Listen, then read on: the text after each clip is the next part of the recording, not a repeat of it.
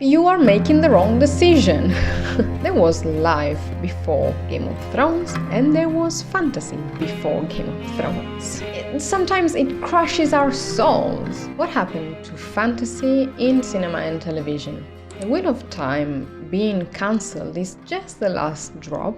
To be honest, I wasn't worried about it because I thought the massive fan base would be enough, just like a safety net, you know? I genuinely thought that Amazon Prime wouldn't cancel such a big and renowned production. Boy, was I wrong. I'm filming this 2 days after they announced that the show was cancelled. Who knows what the situation will be by the time you see this? But since I had already planned, actually a few months back, and then I was focusing on Severance, so I forgot about this video, but I had already planned a video called I Miss High Fantasy or something like that, because if you enjoy fantasy, you must have noticed the sheer lack of options. No movies, no TV shows, and the few that we had have been cancelled. And if you're about to say that the Rings of Power counts, no, it doesn't. I strongly believe that it's trash. It shouldn't exist. I hate it. And it doesn't count, okay? I'm not saying we haven't had anything at all, let's say over the past 10 years or so, because we've had some big shows that were definitely satisfying the fantasy crave. See, for instance, His Dark Materials, which already shows you some issues behind adapting fantasy, because in this case, I'm talking about the show, but before the show, they made one movie only and never worked on a sequel for several reasons. But the point is that it took them several years, not only to begin any adaptation of the books, but also to give us a decent adaptation. And in my opinion, the TV show is beautiful. It's really worth watching. Even though it didn't get enough praise, it wasn't as well known as other TV shows that I will mention now. But this is just one example. And it's over now. So we've got 3 seasons and it's over. And I mean, I want more fantasy, more whimsical worlds, more magic systems, and so on. Another example that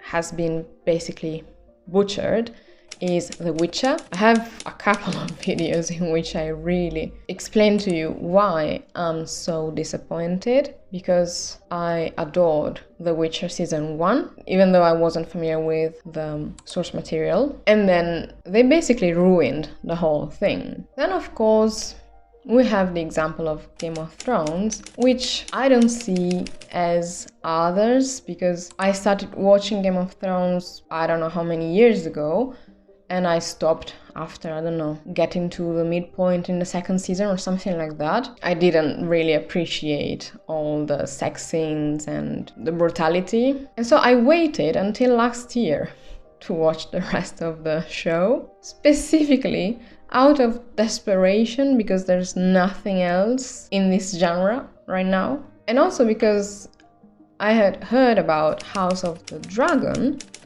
and I do love dragons, so I thought, okay, let's watch Game of Thrones now so that I can enjoy possibly House of the Dragon. And I found it really disappointing, not only compared to Game of Thrones, but in general as a viewing experience. It really felt a bit like The Hobbit compared to the Lord of the Rings trilogy. Then we have something like A Discovery of Witches, which again, it's not perfect, but it's definitely the closest thing to a good show about witches and vampires and magical creatures, and also Dark Academia, which is why I recommended it in my Dark Academia recommendations video. More recently, we had Shadow and Bone, which was cancelled, but we will talk about it later. Then, for instance, we have The Magicians, which is considered YA, even though there is a lot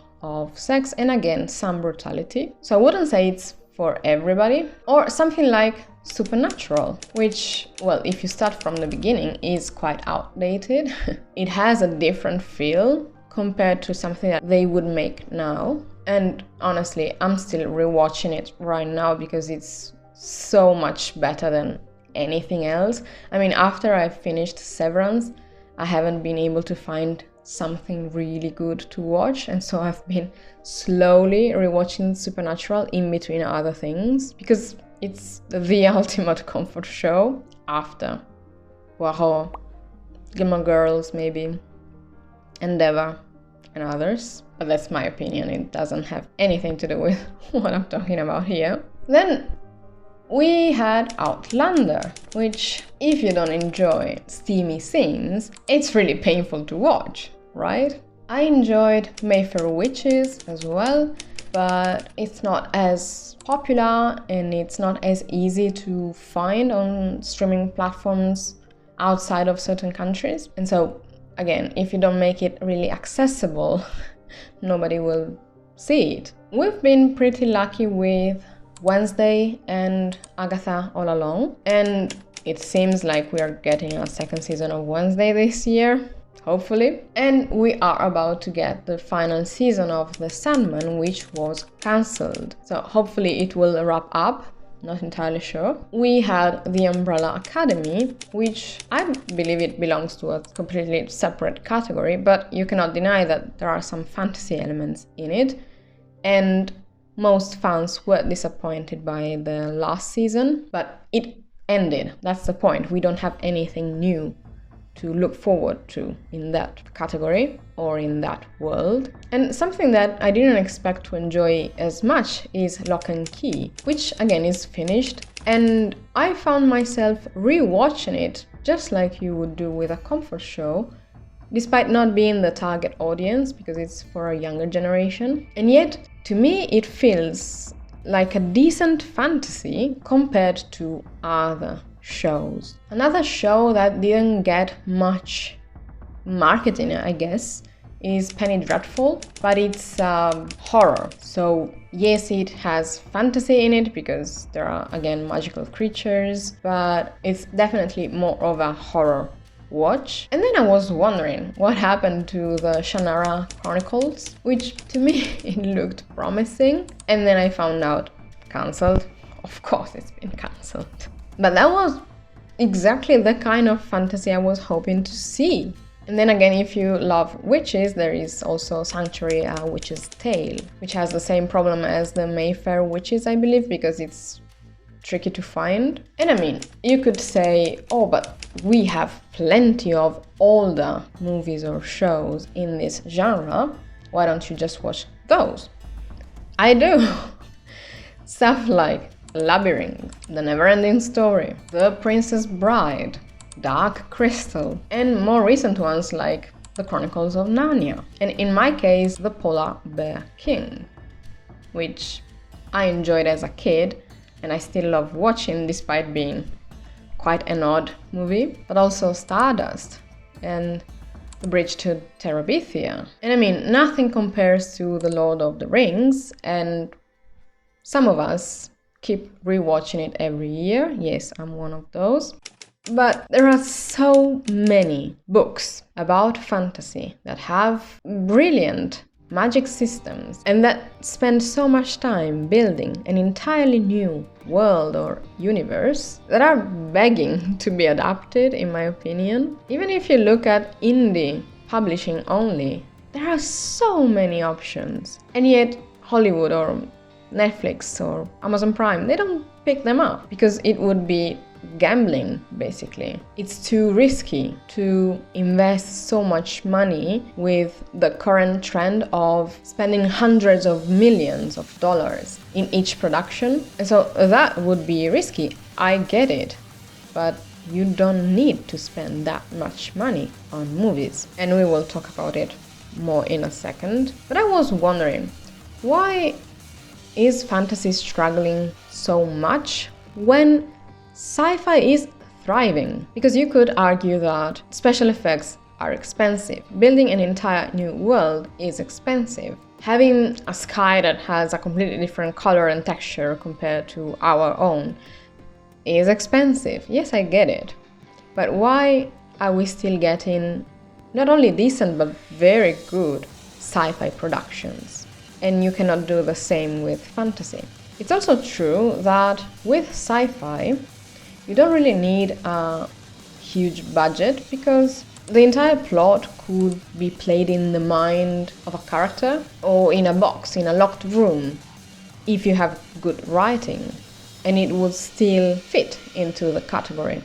Amazon Prime gave this reason as the main reason why they cancelled The Wheel of Time, and that is budget. They have to decide how to allocate budget, and they base all of these decisions on how many people watched it right away. I don't know about you, but if I have the chance to choose between seasons being dropped all at once versus weekly releases, I would go for the first option simply because for 20 plus years I had to wait for weekly releases, for a certain time on a certain day to watch a specific episode of a show, and it can get painful. I mean, the number one perk that we should be getting from a streaming platform is that we can watch any show anytime we want, when we are free, when it suits us. And we shouldn't be penalized by if you don't watch it right away, as we drop it, we will cancel it. It really feels like a parent who is punishing the child, you know? But I personally enjoy to watch anything on streaming platforms at my own pace, if I can choose, if that's an option, right? With television, it wasn't an option, and we had to do it. So in a way, I think that Amazon Prime possibly made a mistake by releasing season 3 of The Wheel of Time weekly. I think they dropped the first 2 or 3 episodes at once and then weekly. But what happens sometimes is some people wait for the entire season to be out and then watch it, so that, for example, they can block a certain word on social media and they don't get any spoilers, and they can wait until the end and watch everything at once. And this is just one type of viewer, right? But the audience of a show doesn't behave the same way. We are not all the same, and you cannot force people to behave in a certain way. If you give them the option to watch it, once it's out, it's there, you can watch it whenever you want. And the problem in this case is that Amazon Prime, Netflix, and all the others judge a certain show based on how many people watch it right away. In some cases, I saw them deciding on a show for it to be renewed or not within 2 weeks or even less. So this is one scenario, right? If people watch it all at the end or at their own pace, which doesn't necessarily match the release schedule. And if you choose to do weekly releases, this can actually help build a community, a bunch of discussions online, forums, questions, fan theories.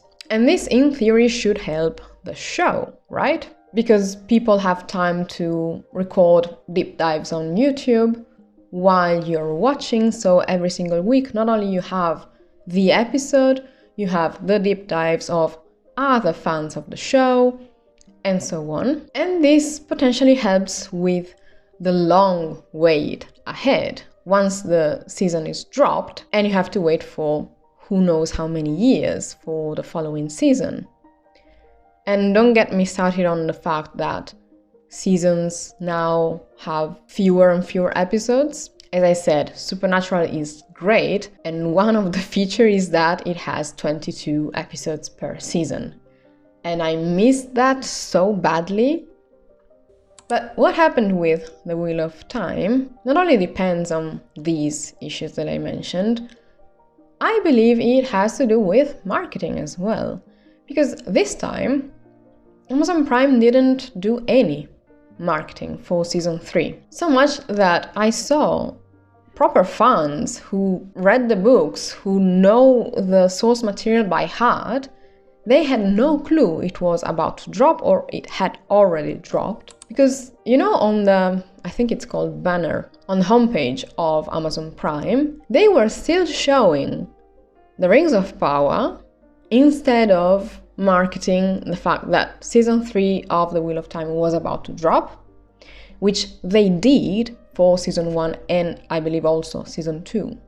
I was aware that it was about to drop, but not this time. And I get it, marketing is expensive. And as they say, this show is really expensive to produce, which is why they decided to cancel it. And this is my question. If you have a certain budget and you decide actively to allocate it for the Rings of Power, and this means that you have to cancel the Wheel of Time, you are making the wrong decision. Well, what can I tell you? In my humble opinion, I am not in the production in any way, I am not involved, I have no clue what happens behind the scenes, but as a fantasy lover, as a cinephile, I watch movies and TV shows all the time. I'm telling you, I miss fantasy, and the Rings of Power is not it. It's terrible. And why do you keep spending so much money on something so bad? I mean, Amazon Prime must have not seen all the complaints, all the negative discussions on social media, Reddit and whatnot. I mean, it's not unanimous, but I'm not the only one to say that it's terrible and it's a waste of money. Especially if you're telling me that you have to choose between one or the other, because these are both massive productions. And so if you cut one, you get the other, right? In my opinion, it's just absurd that they opt for the Rings of Power instead. I'm really speechless. It was the worst thing I watched last year, that season. I said it in my worst movies and shows of 2024. I struggled watching it so many times because there was one friend of mine who said, oh, but give it a go, at some point it will be better, it will pick up. And so I struggled. I said, okay, let's try one more episode, 5 more minutes. I couldn't. No. I mean, I nearly made it to the end, but I really couldn't. Even my gut was reacting. It was making me nauseous. You know when you're doing something that you really don't want to do and your entire body is telling you so? That was the feeling. Because my body knew that I hated every second of that show. And again, it's my opinion. Of course, you might have enjoyed it because it's such a pity that they made so many poor decisions and yet they still had stunning setting, costumes and other things. But if you don't have a decent plot and some basic acting skills, no, I will not watch it. I will not enjoy it. And what annoys me in this specific case of The Wheel of Time is that the 3rd season was actually the best, and proper fans agreed on the fact that this was the closest to the source material and that they were really happy about it. Personally, I never read the books, but when the show first came out, I enjoyed it, even though I thought it wasn't great at first. Because I still believe they made several questionable decisions in season 1 and 2, and yet I was still looking forward to the upcoming season. In a way, hoping it would get better, and it did. I simply wanted to know more about the magic system, the world building, the different species or ethnic groups, traditions, languages, and whatnot. The point is that it was the only high fantasy, if you want to call it like that, to look forward to now, and that's why I'm annoyed. And if you saw any of my recommendation videos, you know that I don't mind watching a low-budget movie, because after all, some of the best productions were made with limited resources and technology, and they are still enjoyable to watch. I mean, we can still enjoy them 30 years later. What I don't understand is why can't streaming platforms see the problem here? This example is not fantasy, but think of Apple TV Plus and their approach. If they valued the same things that other streaming platforms seem to value the most, we would never have gotten a season 2 of Severance. Because based on those criteria, it wouldn't have made it. Just a handful of us watched the first season when it came out in 2022, compared to the enormous success that Severance got this year. And can you imagine a world without Severance? Well, I can, because that was an actual fear of mine for 3 years. It was right in the back of my mind, you know? What if they cancel it? I hope they don't cancel it. What can I do to make sure that we get a season 2, you know? Because I didn't really know what Apple TV's approach was, and I was expecting them to betray us, especially when I saw that they were postponing the date for season 2. But luckily, they gave a chance to Severance long after season 1 aired. I'm not saying that Apple TV Plus is perfect, because they still cancelled some nice shows that I appreciated, but once again, I believe the issue here is marketing, because they are terrible at marketing their own productions, just like Severance. So now I wonder, why isn't there a button asking renew me, or do you want me to be renewed? You know, something like that at the bottom of the show that you're watching on Netflix, Amazon Prime, HBO Max, and so on, so that we can express our opinion regardless of when we watch the show. Maybe we are a couple of days or weeks late, and within that time they decided, okay, let's cut this. We're not giving this any more budget. And since they keep cancelling stuff, why isn't there a tag, again, underneath the show that says, watch this show, but beware that it was cancelled after X season? So you're about to fall in love with a story, and yet disappointment is all you will feel by the end? You know, just like a warning. Because I often start watching stuff without looking it up, specifically to avoid spoilers, because whenever you type something in Google, spoilers are the first thing that come up. And so I don't want to check if it has been cancelled because of that. And wouldn't it be easy for a streaming platform to simply add a tag and be honest with us and say, okay, we cancelled it. So if you're starting to watch this show now, just beware. Because sometimes it crushes our souls. Other times it's simple disappointment. But they are playing with our emotions. And if we care for a certain character, a certain story, or if we grew up reading certain books, and then you build all of these expectation around a certain show that you are about to adapt, except you end up cancelling said show after one season, please warn us. Maybe I'm wrong, but since we are paying for these services, shouldn't we know what we are paying for beforehand? Shouldn't we have a say on what gets renewed and what is not worth anybody's time? I do tap on the like or dislike button. I don't remember which of these platforms use that, and I don't believe they look at it at all. It's probably just for us, but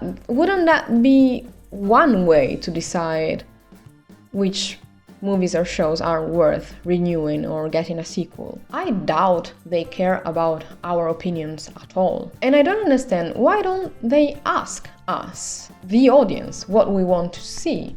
If we are paying for something, why can't we have a say? I bet this is the reason why there is no comment section under their shows or films, so they can pretend we didn't care when we did, and vice versa. Because yes, we can discuss on social media, but most of the time we are screaming into the void. Why do you have to keep disappointing fans when they could potentially be your best friend. They could support you and do the marketing job for you.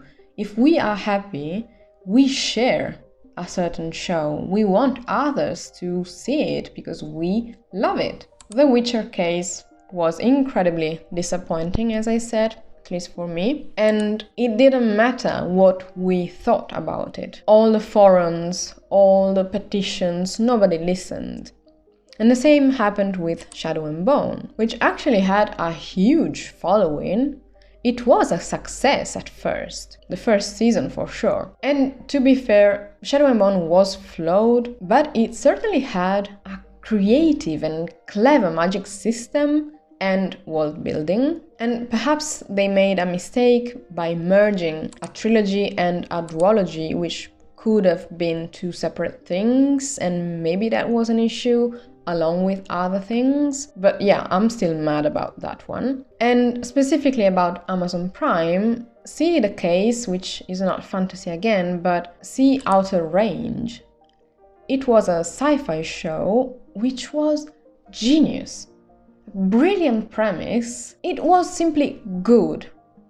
I haven't seen any marketing for that, so maybe that's one thing. But it simply was cancelled after 2 seasons, and it was far from being finished, so we will never know what happened, what was the story, because it was developing slowly, a bit like Dark, so that you really need to get to the end of the story to see all the pieces. And since we're talking about fantasy, actually, have you ever heard of The Outpost? This was a cheap-looking fantasy series. It wasn't good.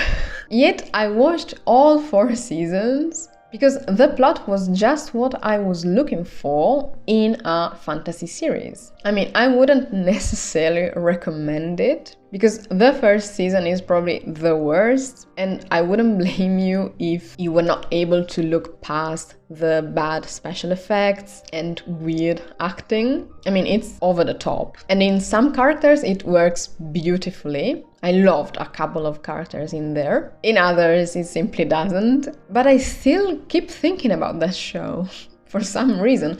Probably because it's one of those recent enough ones that still had all the key points that a fantasy series needs to have. But I do wonder, why can't we get a mid to low budget fantasy release? Why does it have to be the blockbuster? And why do they all need to be compared to Game of Thrones? There was life before Game of Thrones, and there was fantasy before Game of Thrones. I personally don't need a new Game of Thrones or Game of Thrones-like series. I simply need a fantasy world with a cool magic system, possibly high fantasy. I prefer a magic system with rules, a decent world building, and a proper script. Is it too much to ask? There was another show that is probably for a younger audience. It's called The Griffin, and again, a victim of Amazon Prime, because we only got 1 season, and it was good. It was simply good. It wasn't trying to be the next best thing, or a blockbuster, or a dirty, steamy fantasy world. It was suitable for a larger audience than that, I believe, despite being YA. And it's such a pity that I do believe it's cancelled, because I never heard of it ever since, and it's been a few years since season 1 aired. This data-driven type of production or streaming platform is really annoying. I wish they would listen to us, the people, the human beings who are paying for their services, because I don't think it's too difficult to match our interests. If I enjoy something, I will pay for it. And if you want to make something good enough for me to pay, why don't you ask me? Why don't you ask the people? Probably it's naive of me to think that our opinions would matter, because now they don't. And The Wheel of Time is simply an example. It's just one other victim. And again, by the time you see this video, who knows, maybe they renewed it, I don't know. Leave a comment down below with your opinions. What do you think was worth renewing in this genre? What you wish we could see? And do you think is there a solution to this problem? Or we're gonna diverge even more, so Hollywood will have their own ideas and streaming platforms will go that way and we the audience will go the other way. Give a like to this rant if you agree with me. And sorry if it was too messy or annoying, but I'm just looking for people who share the same ideas and experiences and who believe that streaming platforms could do so much better. If you enjoyed this somehow, check out the video on the screen. Hit the notification bell so you won't miss my upcoming videos. Thank you so much for watching and I will see you in the next one.